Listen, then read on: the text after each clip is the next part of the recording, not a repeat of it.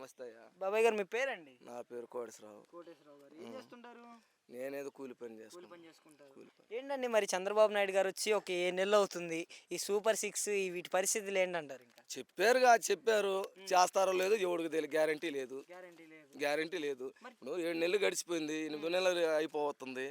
దాని వరకు ఇంతవరకు డోలు మోరుకు ఏమీ లేదు. చేస్తారో చేయరో అది వాళ్ళ ఇష్టం.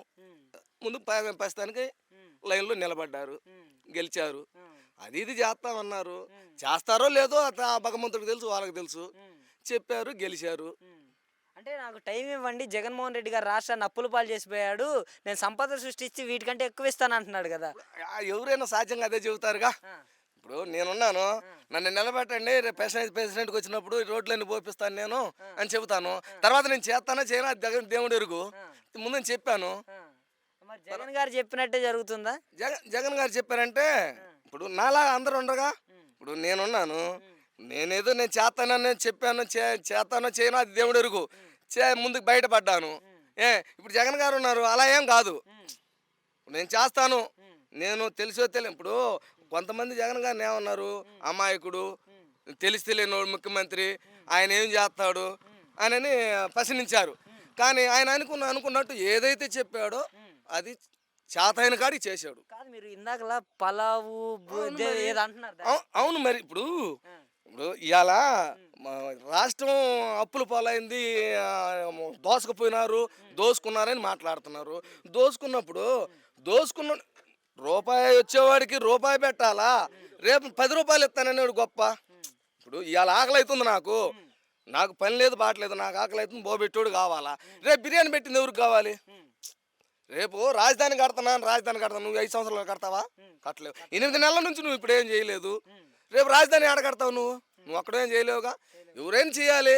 కాకపోతే నువ్వు చెప్పిన పథకాలు ఏదో ఉన్నాయి కాబట్టి జనానికి ఎంతో కొంత అందిస్తే వాళ్ళు చెప్పుకుంటారు. అది కావాల్సిన జనానికి. ఇప్పుడు అతను అన్నాడు, అతను మా చుట్టం కాదు, ఇతను మా చుట్టం కాదు, ఎవరు మా చుట్టాలు కాదు, మాకు న్యాయం ఎవరైతే చేస్తారో వాళ్ళనే చెప్పుకుంటాము. ఆయన 10 మందికి ఇస్తాను, నేను ఒక్కడికే ఇచ్చాడు, నేను 10 మందికి ఇస్తాను. 10 మందికి ఆశపడి నిన్ను చూశారు. మరి నువ్వేమన్నా చేస్తున్నావా? ఈ 8 నెలల కాలంలో సరే ఒకటన్నా తెలియపరిస్తే ఇది ఇచ్చాడు, రేపు నెల ఒకటి ఇస్తాడేమో ఆశపడతారు. ఇప్పుడు ఈ నెల ఒకటి ఇచ్చావనుకో, ఈసారి నెల ఇస్తలే, అన్ని మన ఇంట్లో అన్ని సరిగ్గా జరుపుకోలేము. లేని వాడికి ఇస్తానంటే ఆశే కదా. ఇప్పుడు లేబర్ ఉన్నారు, ఆయన ఒకడు జగన్ చెప్పినట్టు చేశాడు. చంద్రబాబు అందరికి ఇస్తాను అన్నాడు కదా. కాబట్టి మనం కూడా చంద్రబాబుని గెలిపించుకుంటే మనం మొత్తానికి కొత్త ఏమో తిందామని చెప్పి లేబర్ ఆశపడ్డారు. ఆశ నిరాశ ఇప్పుడు అయింది. ఇంకో చూద్దాం కొన్నాళ్ళ పాటు. మరి ఆశపడ్డ మనుషుల జీవితాల్లో ఆయన ఏం చేశాడంట? అన్యాయం చేశాడు. ఇప్పుడు ప్రస్తుతానికైతే అన్యాయంగానే ఉంది.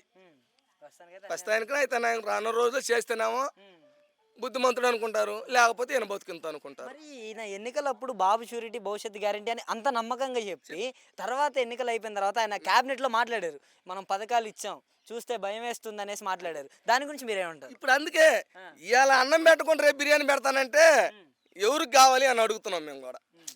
ఇవాళ అదే ఇప్పుడు అప్పుల పాలైంది, నేను రాజధాని కడతాను. రాజధాని ఎవరికి ఇప్పుడు అవసరమో?